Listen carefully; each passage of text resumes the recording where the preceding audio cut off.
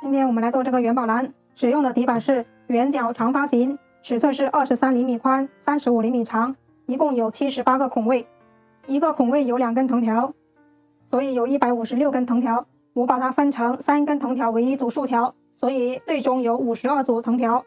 这个元宝蓝使用的藤条是 2.5 毫米的圆形象牙白和 2.5 毫米的圆形墨绿色藤条。好，这个元宝蓝的编织步骤是：第一步，一字平穿的穿条方法；第二步是大锁链边打底；第三步是1压2滚边；第四步是4圈3股扭边；第五步是平边，编了20个等号，10个墨绿色等号，10个象牙白等号。平编完等号之后，再次平编了这一边的耳朵。好，做完两边的耳朵之后呢，收口使用了4次收口。第一次收口使用的是1压2滚边，第二次收口使用的是铁丝1进6滚边，第三次收口使用的是1压1滚边，第四次收口同样使用的是1压1滚边。好，把手使用的是钢丝，钢丝在底部打了一个钩，所以它的承重能力更加强。好，样式就是这个样式的，请观看完整的教程或者来直播间学习吧。今天我们来做这个白玫瑰的亚克力底板，这个底板的尺寸是23厘米宽，35厘米长，这是一个圆角长方形。这个底板一共有78个孔，然后呢，我们剪了78根85厘米长的藤条。这个光面是正面，这个磨砂面是反面，我们是做底部使用。好，在开始编织之前，我们需要把光面上面的一层透明膜撕掉，借助手口针撬起透明膜，把透明膜撕掉。撕掉之后，这个光面是非常高清的，图案也是非常漂亮的。好，现在我们拿出来我们85厘米长的藤条进行第一步穿条。好，这是 2.5 毫米的象牙白藤条，它是圆形的，我剪了85厘米长。现在拿出来一根藤条，我们从正面往反面穿，采用一字平穿的穿条方法，把所有藤条穿完。我们采用左低右高的穿条方式，把一整圈穿满。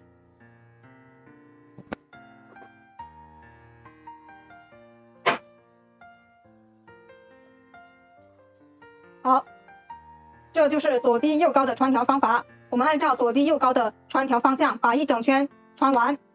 好，最后一根同样是左低右高。好，两端对齐，拉平。好，第一步穿条我们就全部穿完了。穿完之后，我们把所有穿藤条的方向检查一遍，看方向是否一致。如果方向一致，我们接下来就做第二步大锁链边打底。好，我们按压一下，让它底部更加结实。好，现在我们来做第二步大锁链边。大锁链边怎么样做呢？大锁链边的口诀是右挑1，左压2。好，我们做大锁链边之前，先把一半的藤条扎起来。好，一个孔里面有2根藤条，我们以2根藤条为一组。大锁链边的编织方法就是右挑1，左压2，所以在开始的地方，我们首先要完成3次右挑1。好，右手拿一组，左手拿一组，把右手的交叉到左边，这叫右挑1。好，左手再拿一组，右手的交叉到左边，右挑1。第二次，左手再拿一组新的藤条，再次交叉到左边。好，右挑1 3次完成之后，我们现在来去做左压2。拿起左边的第一组藤条，压向右边，压向右边之后，这一组藤条就不用管它了。好，现在我们左手再拿一组新的藤条，右手的交叉到左边，再次是右挑1。好，现在又拿起左边的第一组，挑到右边，叫左压2。好，现在我们就开始根据大锁链边的口诀去完成一整圈。右挑1，左压2，右挑1，左压2。好，一直是这样的步骤。这时候我们可以观察一下，在开始的地方，这3组藤条是半个花瓣，从第4个开始，它是全花瓣。这就是大锁链边的编织方法。好，我们现在继续把一整圈做完。右挑1，左压2，右挑1，左压2。好，最后结束的时候，我们已经没有右挑1的条了。这时候我们就要借助我们的撬刀工具，把它完成右挑一。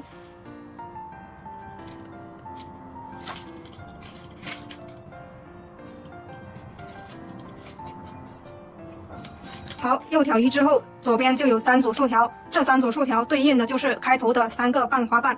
好，这时候我们用撬刀把左压2全部完成。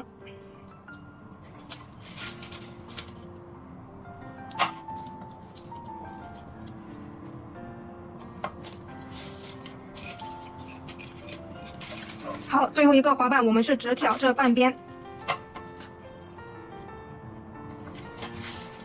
好，大锁链边就完成了。完成之后呢，我们要对它整理一圈，让所有的花瓣一样大小。我们这样拉扯一下，让所有的缝隙都拉扯没了。整理完成之后，我们来做第3步，1压2滚边。好，整理一圈之后，我们现在来做1压2滚边，把所有的竖条整理到正面。这个是正面，我们要把所有的竖条这样整理到正面。1压2滚边怎么样做呢？手上拿3根，拿起第1根绕过2根的后面，压到前面。好，凑足1根变成3根，然后拿起第1根压过前面。好，一直都是这样的方式，把1压2滚边做完一圈。好，这就是1压2的样子。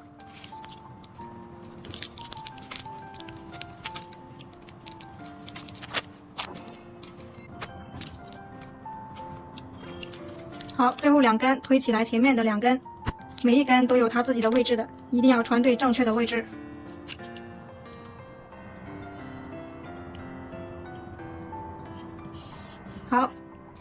好，第3步1压2滚边就已经做完了。我们这时候来对这个边边整理一遍，让它更加均匀。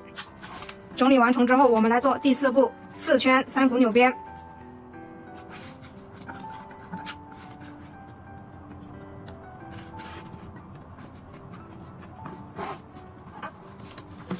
好，整理之后，我们现在去量藤条，做4圈3股扭边。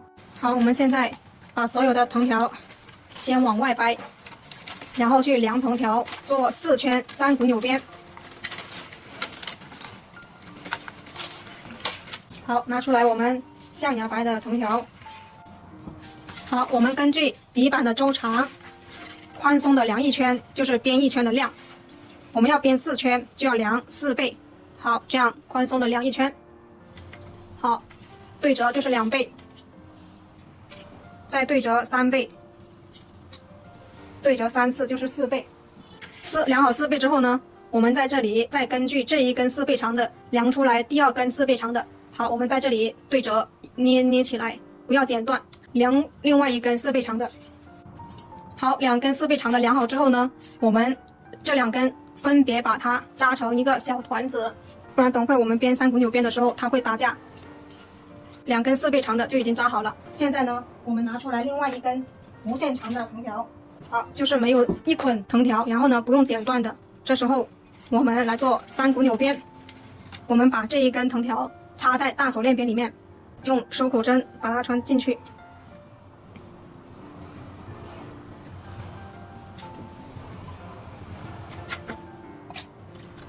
好，现在呢，我们这个底板是78个孔，一个孔有2根藤条，那么就有156根藤条。我们现在要编等号，所以呢，我们把它分成3根藤条为1组竖条，这样最终就有52组竖条。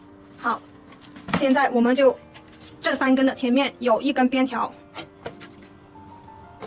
然后这2根4倍长的没有剪断的就直接穿在第2组竖条上面。好，现在观察一下，3根藤条为1组竖条的前面都有1根边条。好，3股扭边怎么样编呢？3股扭边的口诀就是压2挑1，就是拿起第1根的边条，压过这2组竖条，然后挑起第3组竖条，这叫压2挑1，补上第4个空位。我们就这样把所有的藤条分好组，在第1圈分好组，同时呢要把竖条全部整理的垂直于桌面。好，边条要拉紧。好，压2挑1。好，竖条一定要垂直于桌面，不要内收或外扩。好，我们边条要拉紧，然后竖条要垂直。好，压2调1。如果你是新手，然后没有办法控形，好，我们可以做一个跟底板一样形状的模具，然后呢塞进去。这样的话，我们的4圈3股扭边都可以做的跟模具一样垂直。这样的话，我们往上做的时候就不会东倒西歪。好，新手可以做这样一个模具，用纸壳来做，描出底板的形状就可以了，然后把它重叠在一起。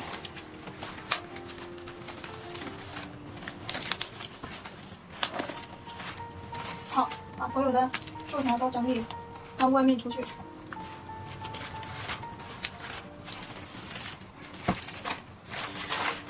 好，现在呢，我们就继续3股扭边。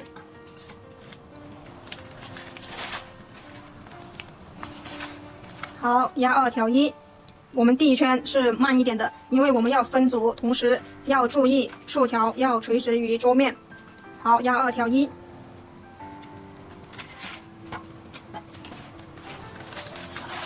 好，我们现在因为有这个模具，我们边条拉再紧，它也不会怕它收的太过了。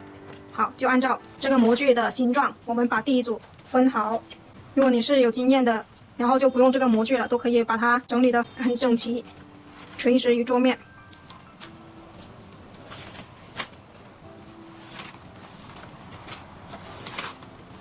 好，边条要拉紧，然后模具要贴着这个边缘。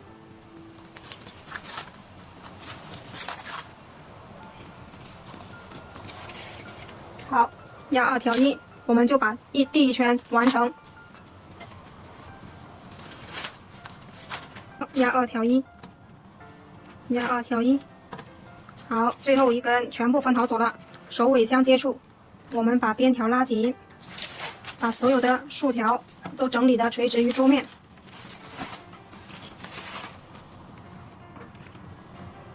第一圈分好走之后，第2圈、3圈、4圈都是一样的编法。注意要把竖条整理的垂直于桌面就可以了。好，我们现在就把2、3、4圈完成。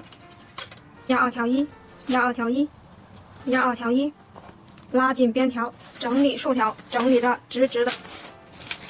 好，我们第4圈就完成了。这时候我们要做一圈拉竖条，压框身，把这个缝隙全部拉到看不见。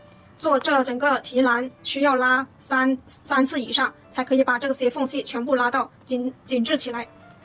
好，拉竖条，压框身。好，拉了之后就是比较小了，缝隙比较小了。拉竖条，压框身。好，整理1圈之后呢，我们就要开始接藤条去编等号。好，我们现在看接哪一根。这一根是无限长的，我们去把这一根收起来，我们收在这里。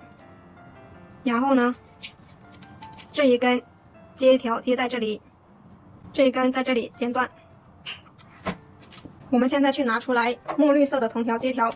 好，这是一捆500克的藤条，墨绿色藤条。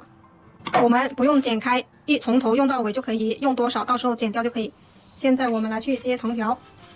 好，怎么样接藤条呢？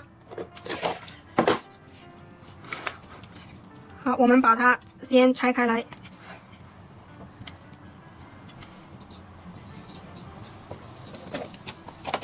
2根藤条对齐，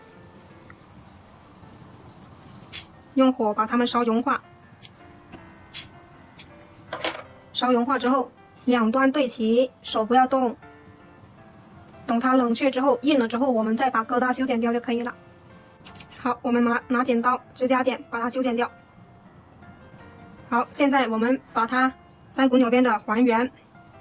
还原之后，这个疙瘩就藏在竖条的背面，就看不见了。好，我们现在把这一根藤条收在这一边。好，我们从这里收下去。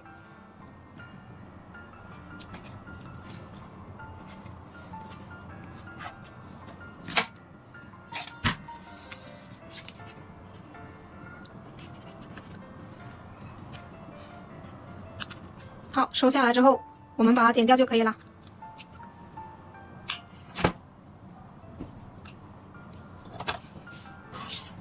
好，现在我们来开始编等号。等号就是平边。好，平边怎么样编呢？意思就是这两根藤条它一直是平行着的，不会有相交叉的地方。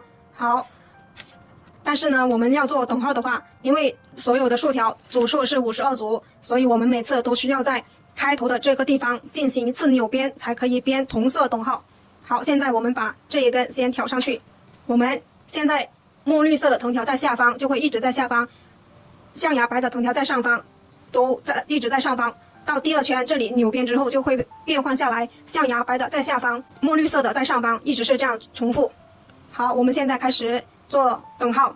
做等号，我们现在手穿过这个象牙白的，然后拿起墨绿色的挑一，然后现在象牙白的就直接挑一。好，这个就是平编的方式。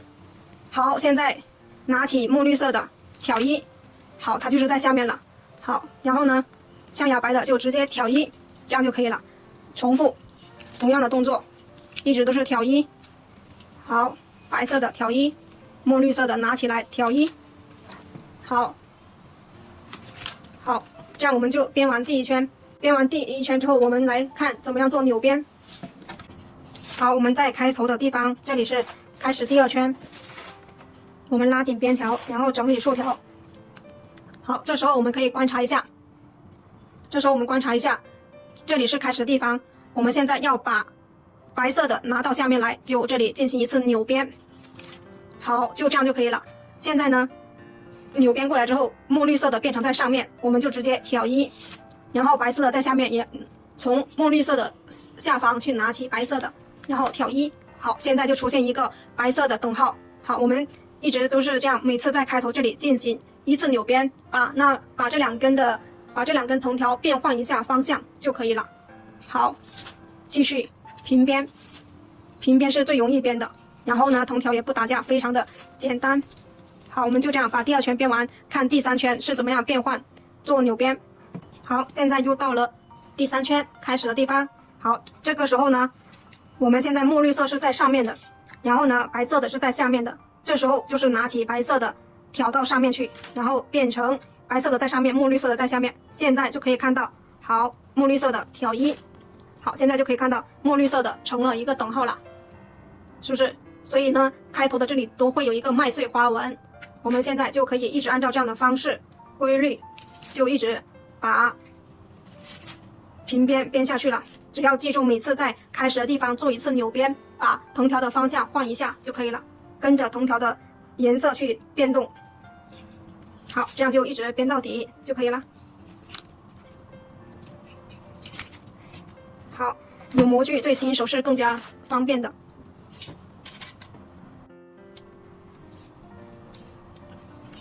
好，第五圈，现在又是把白色的拉到上面，变换一次方向，扭编。好，我们这个时候呢，我们再进行一次拉竖条压框身。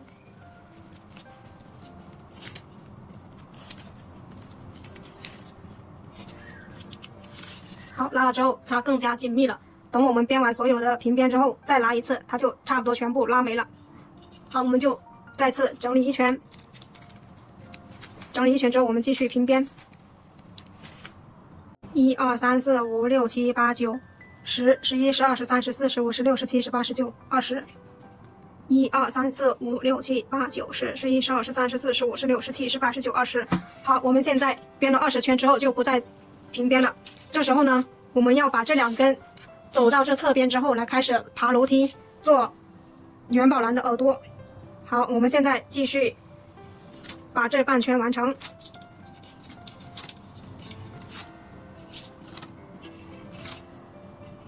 完成这半圈之后呢，我们再进行一次拉竖条压框身。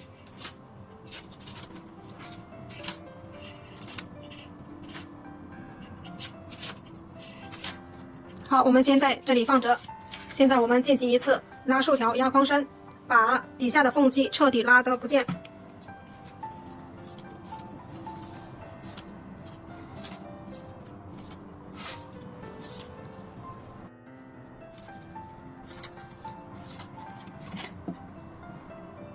好，整理之后呢，我们现在来开始做爬楼梯。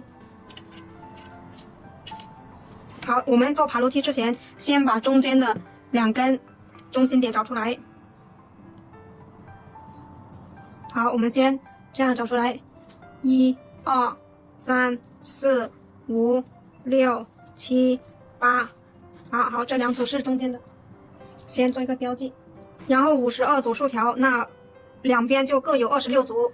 我们从这里开始组，1、2、3、4、5、6、7、8、9、10、11、12、13、14、15、16、17、18、19、20、21、22、23、24、25、26。好，这2组也是中间的，都把它夹起来。现在呢，我们这一根我们要去接白色的藤条。好，我们先把它走过来。不用走过来，我们要在这里接白色的藤条。好，在这里剪断。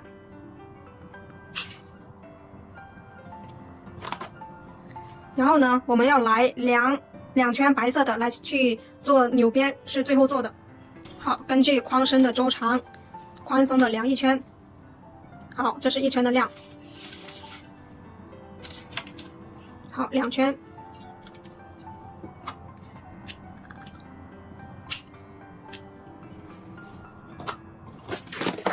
量好之后，我们来去把它接上。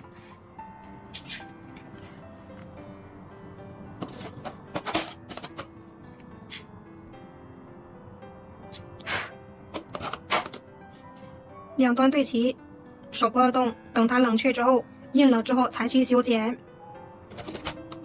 好，现在可以把它修剪掉。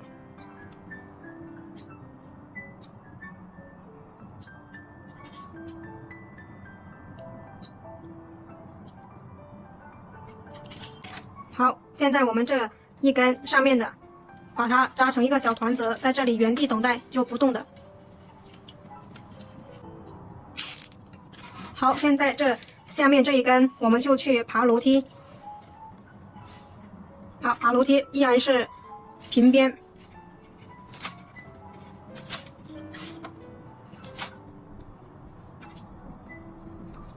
好，放进去。好，我们走到这里的时候，我们这侧边的都要做外扩，全部把它掰下来，然后做外扩。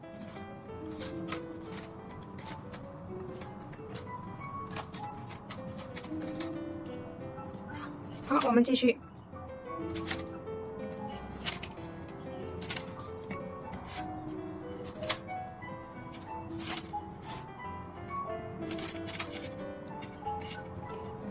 好，我们现在走到这边的中间这2根就不走了。然后呢，我们现在要开始折返，然后就是第一次在第1组竖条这里折返，然后过去之后再倒回来，在第2组竖条折返，依次类推，这就叫爬楼梯。好，我们现在第1组竖条折返，这里的边边一定要贴着竖条，不要有缝隙，不然它会很宽松。好，现在是折返。好，到了侧边，我们要外扩，进行外扩。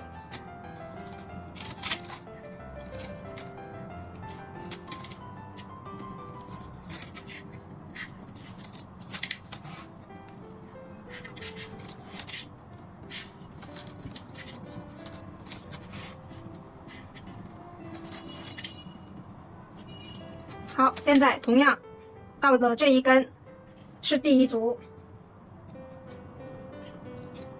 我们同样是在这里折返，好，折返，好，我们就这样一直爬楼梯。好，这里又是外扩。好，我们现在到了第2组竖条这里，然后在这里折返。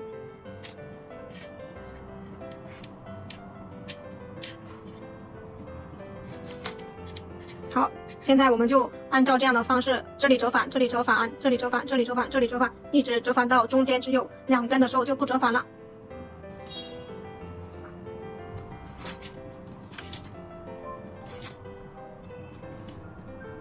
好，这里折返，好，把它外扩一下。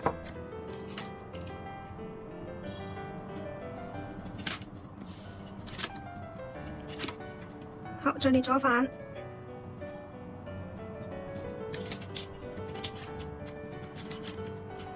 好，这次这里折返。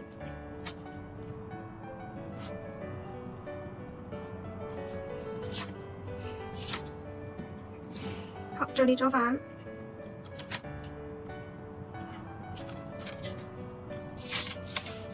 然后这里折返。好，现在呢，我们只有中间这2组没有折返了，这2根都已经折返了。我们现在就直接把这一根走到对面去进行折返。好，直接下去就可以了。下去的过程当中，把这个折返的地方全部把它压住。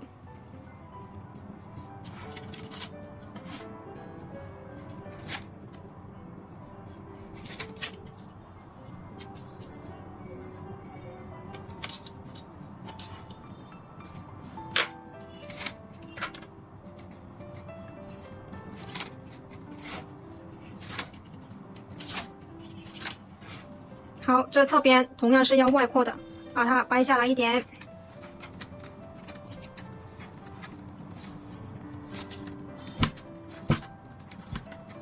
好，继续。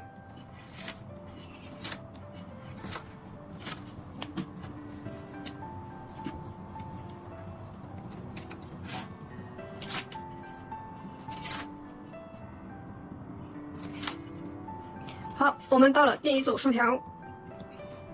在这里折返，同样的方法，这边是一样的爬楼梯。爬楼梯都是只用1根边条。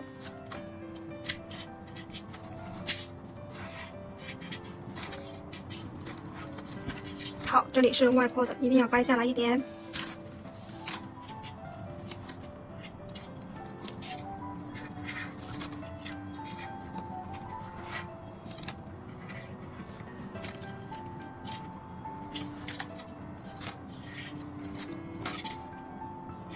好，到了第1组竖条这里，一样是折返。好，就按照同样的规律，把全部爬楼梯爬完。好，现在在这一根折返之后呢，我们就只剩下中间2组没有折返，这时候就不用再折返了，我们直接这一根下去跟这一根汇合，然后汇合之后做扭边。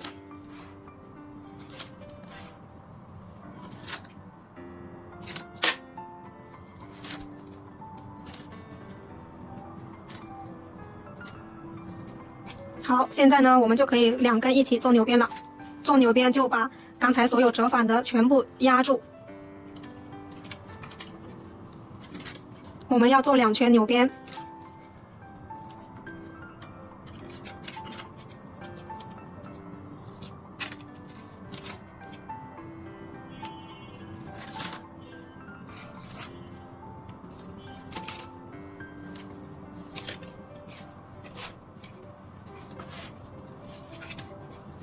好，我们就这样一直把折返的地方全部压住就可以了。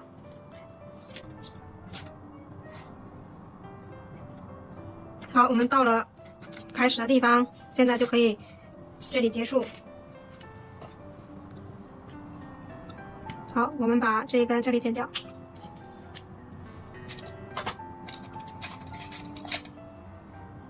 这一根在这里收掉。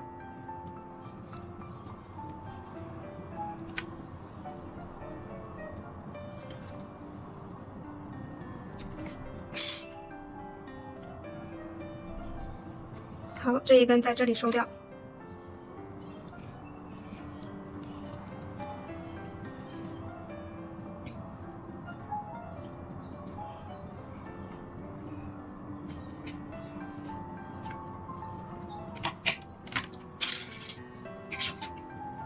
好，现在呢，我们再来整理一圈，拉竖条，压框身，把有缝隙的地方拉紧。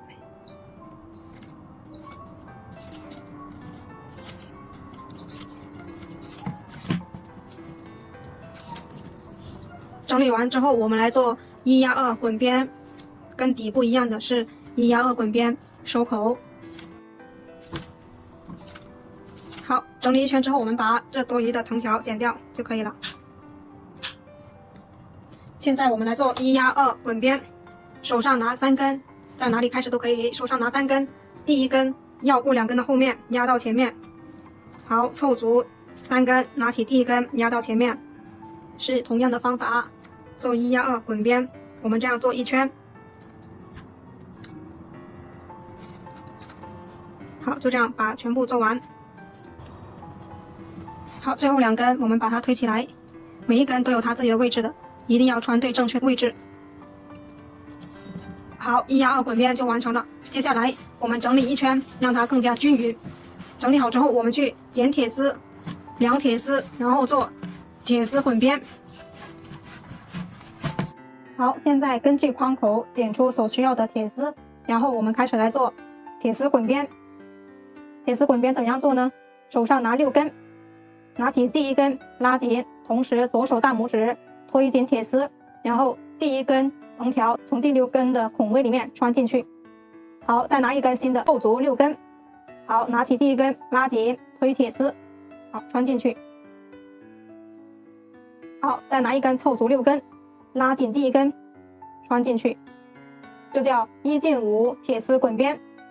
好，我们就按照这样的方式把一整圈做完，第一根一定要拉紧。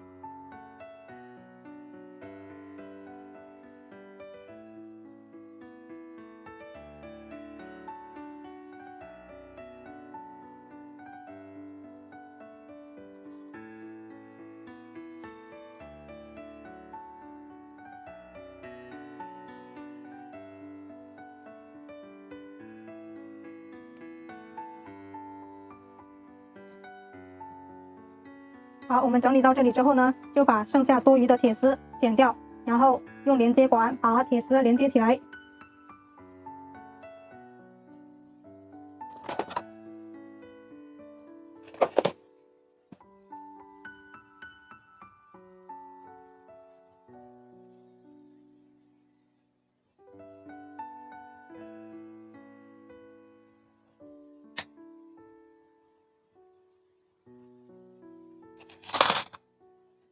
好，这是我们2厘米长的不锈钢连接管，这个连接管的直径是2.5毫米的，铁丝是3毫米的。如果是直接这样穿的话，是没办法接进去的。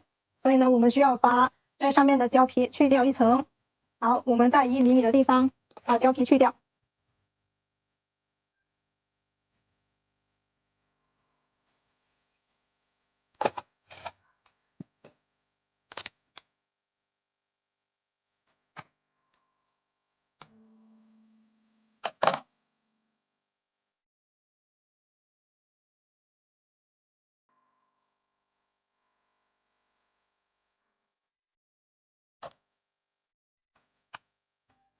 好，我们现在剪一点胶棒，然后把它塞在连接管里面，做加固使用。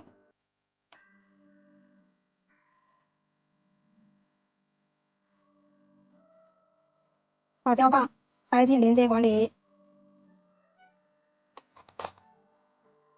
用打火机烧融化，然后穿在铁丝里面。好，这一头也塞点胶棒。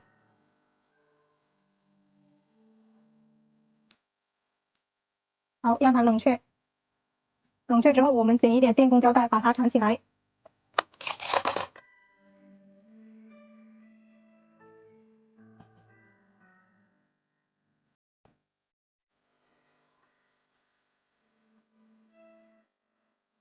好，电工胶带缠好之后呢，我们现在把剩下的藤条全部穿完，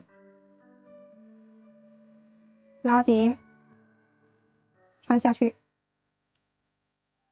好，手上的最后5根，在开头的地方已经有留下位置的了，每一根都有它自己的位置，一定要穿正确了。如果穿不进去的，就借助手口针把它们穿完。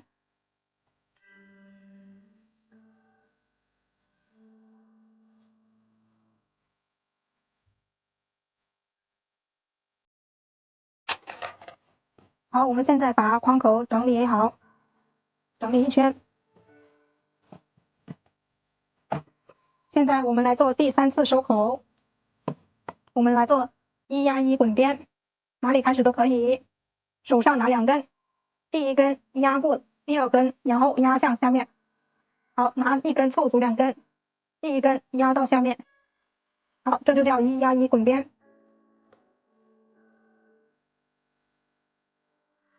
好，这就是1+1的样子，我们就按照这样的方式把一整圈做完。做完之后，第4遍收口同样是1+1滚边，我们要做2圈1+1滚边。好，最后一根我们这里穿进去，我们记住收口针，把它穿下去。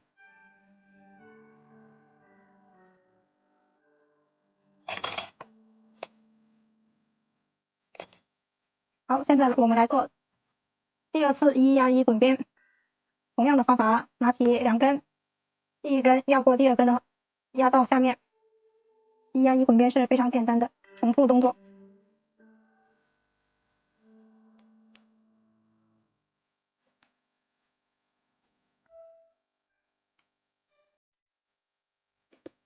好，最后一根，记住收口针，把它穿下去。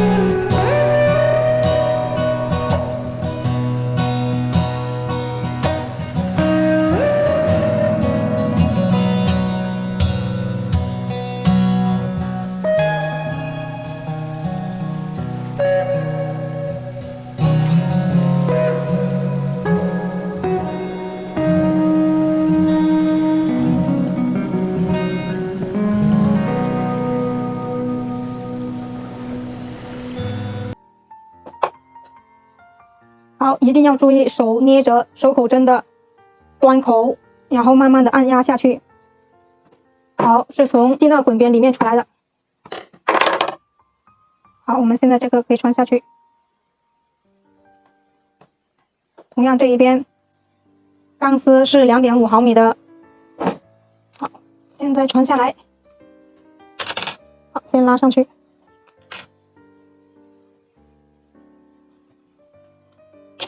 好，现在我们来试一下，把钢丝打个弯钩。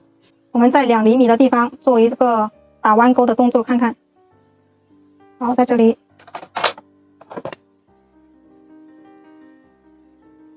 先做一个标记，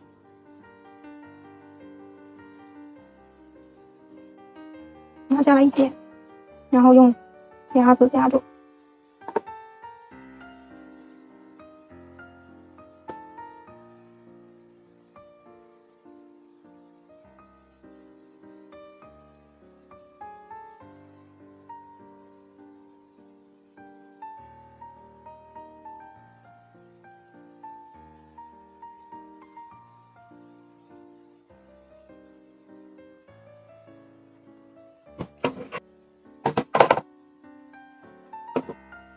好，我们把它掰直一点。钢丝不太好弯钩，但是弯钩了之后，它会承重能力更强。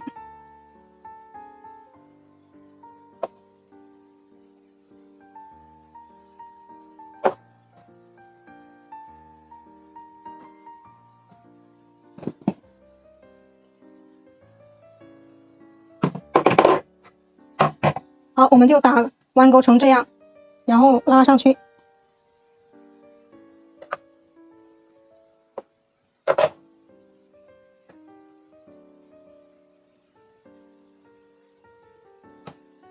看来还需要打更弯一点，从这里一定要打到很弯折。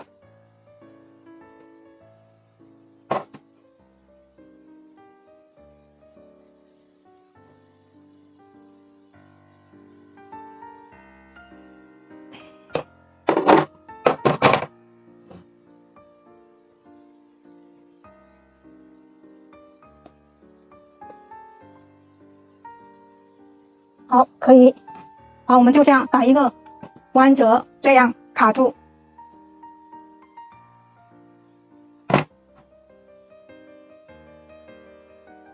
好，现在这一边同样的3个地方都同样要把它打一个弯折，这样的话它会更稳固。2厘米的地方，好，推下来一点。好，把钢丝掰得直一点，直一点它会好掰一下。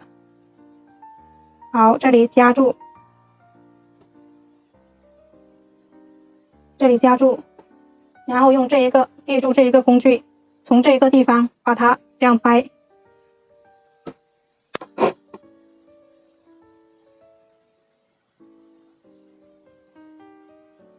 好，一点一点的掰，不要急。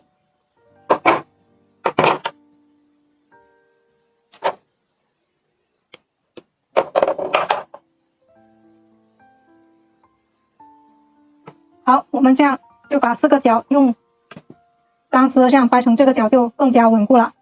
现在我们4个钩已经完成了，现在我们来量藤条和塑钢带来做把手。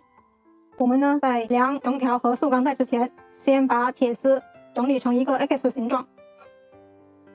我们在10厘米的地方进行一个掰的动作，上面这一根往外掰，下面这一根往里掰，做一个 X 的形状。好，同样这一边也是10厘米。好，上面这一根往外掰，下面这一根往里推。好，就是我们要稍微整理成这个样形状，两边同样的。好，整理之后呢，我们从下面这2个地方同样的往里掰，往里掰。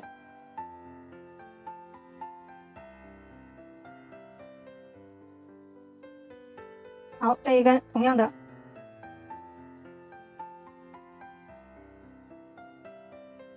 好，就是这样的形状。这一边也同样是。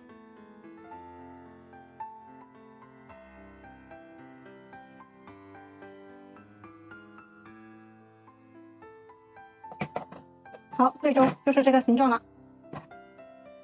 好，我们现在把这个地方到这个地方的尺寸量出来，然后去剪塑钢带和藤条。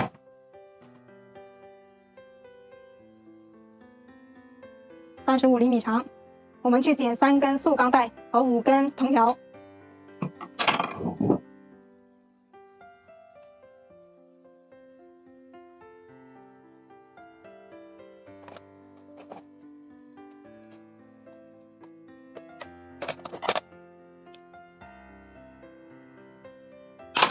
好，3根塑钢带剪好之后呢，我们来剪5根40厘米长的藤条。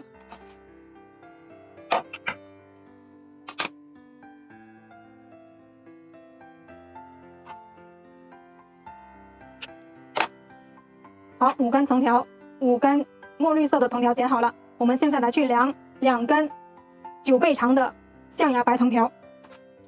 好，我们根据这个提手的高度，从桌面到另一端的桌面量出来9倍长的藤条2根。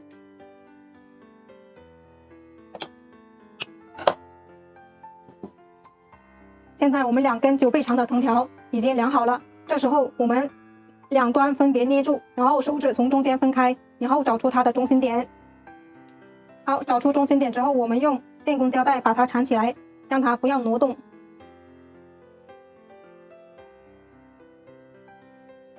接下来我们把这两根9倍长的藤条的两端分别扎起来一个团子，不然等会我们缠把手的时候它会打架。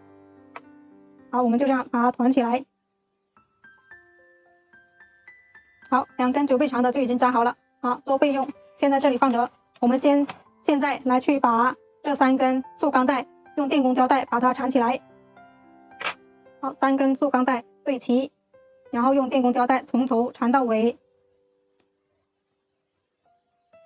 好，我们就这样一直缠到尾。好，现在缠好塑钢带，缠好之后呢，我们把塑钢带跟钢丝又缠在一起。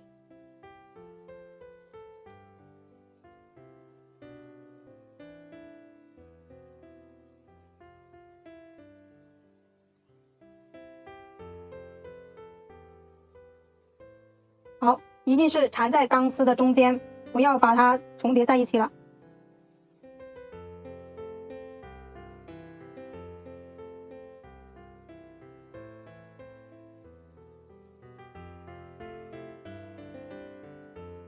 好，把它夹稳。夹稳之后，我们从两端开始把它缠起来。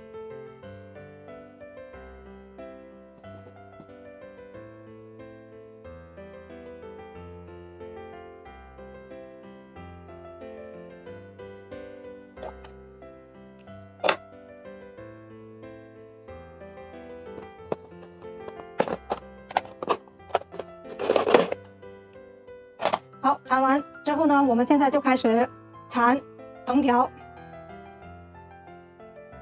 好，我们把5根并排。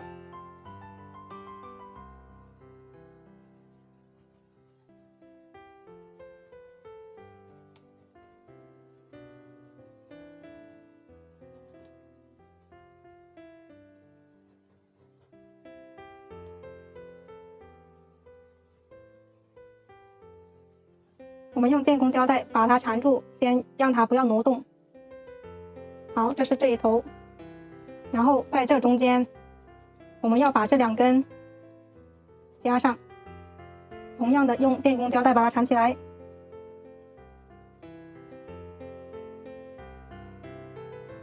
好，这时候呢，我们就开始来去缠把手，白色的去绕把手。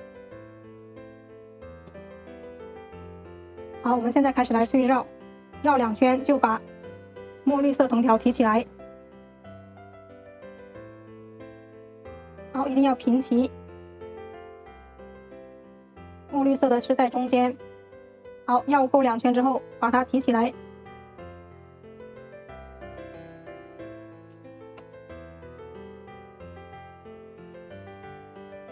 好，绕2圈之后放下来。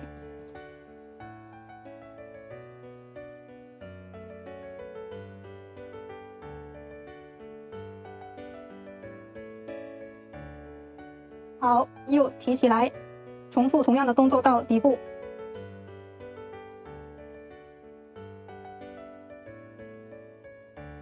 好，我们就这样接着往下绕。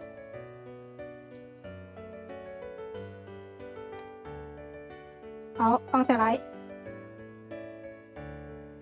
好，就这样往下绕就可以了。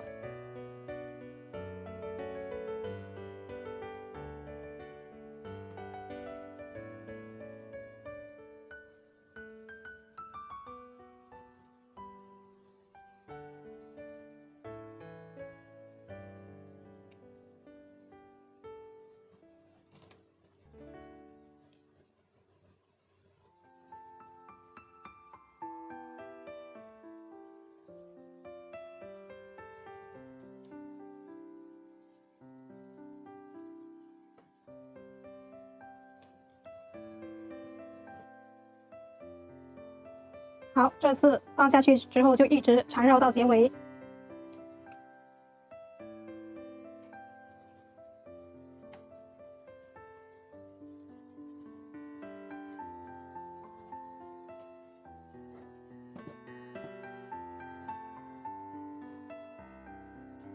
好，我们现在把多余的这5根藤条剪掉。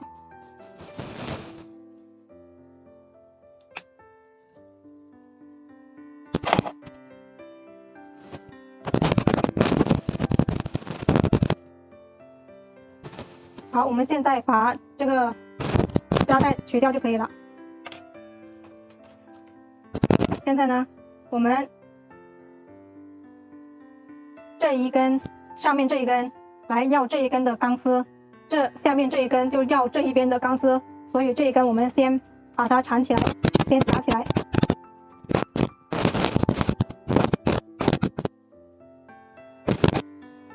好，夹起来让它不要动了。这一边我们就开始来去缠钢丝。我们剪一根同样的象牙白来去把它加固一下。好，我们把它穿在这个孔里面。好，现在我们就把它缠下去。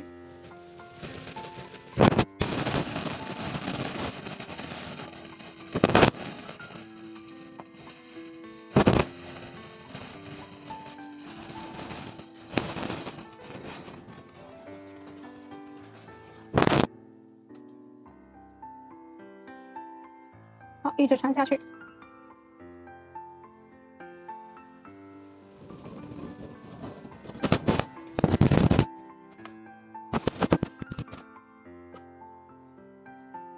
好，再缠一圈，看能不能。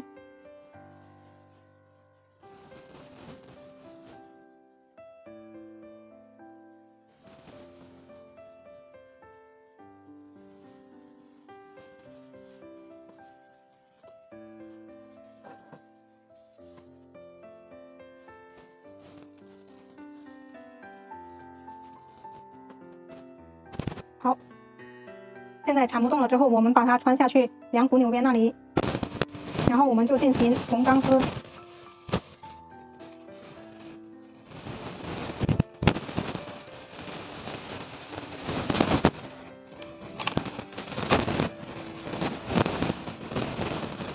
现在我们把这一部分挡住视线的藤条先剪掉，贴着边缘斜下45度角，留5毫米压边。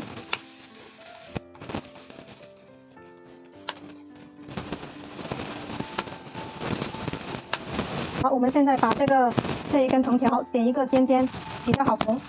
怎么样缝钢丝呢？我们在这里面就叠着往下穿藤条。好，现在我们从这一个孔里面穿出去。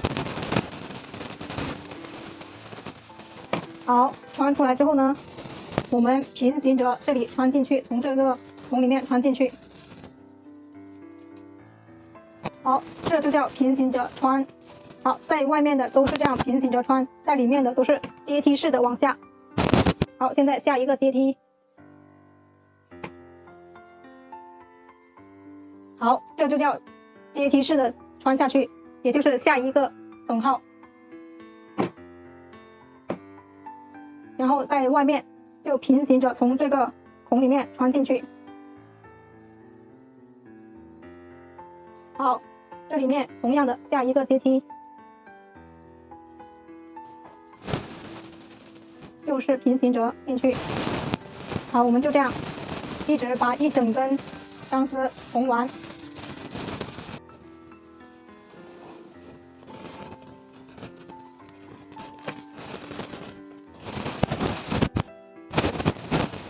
好，最后一针。好，从这里穿进去。穿进来之后呢，我们从刚才阶梯式的这里，从这里穿过去，相当于打一个结。好，现在我们从另外一组竖条里面穿出去。好，穿出来之后，我们把它收在3股纽边里面，就结束了。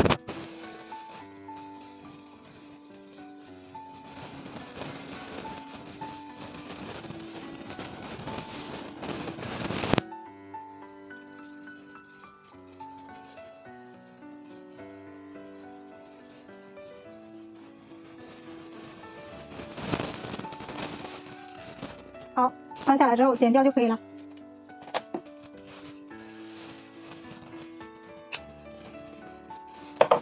好，这就是缝完钢丝的样子。好，我们现在来去做这一边的缠钢丝、缝钢丝，同样的方法。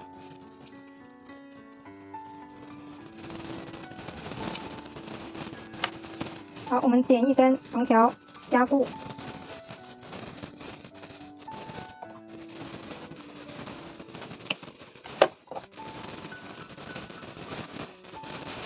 好，开始绕，同样的方法把它绕满。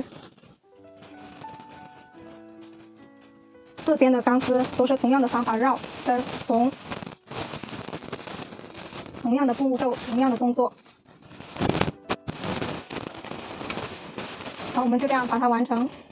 同时这一边也是用同样的方法把藤条全部缠完。记得要把电工胶带扯掉，不要缠进去了。这个电工胶带和这个电工胶带都要去掉。好，我们现在就把它完成吧。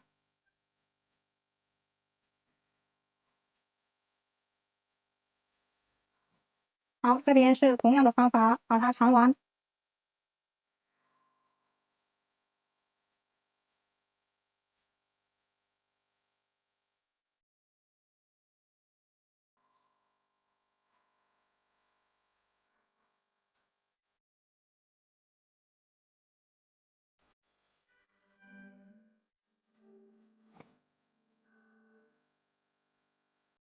把手的步骤都是重复性的，按照刚才的展示把它全部做完就可以了。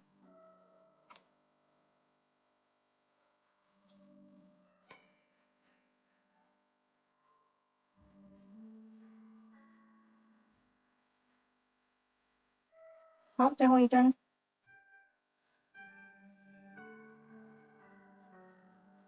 好，穿进去之后，斜着穿过这一根。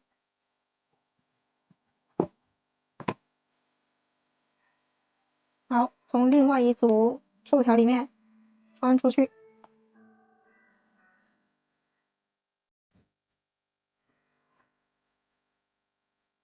好，穿出来之后，把它收在3股纽边里面。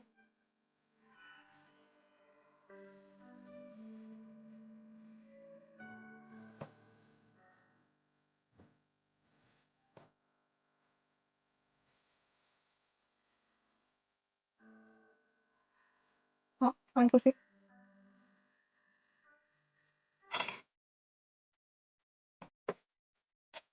好，剪掉就可以了。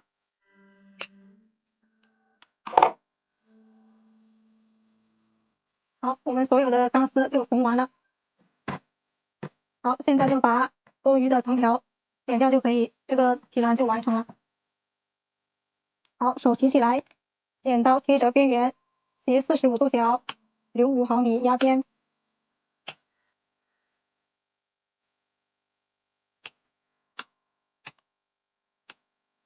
好，藤条剪完之后，我们把背面的这一根头剪掉。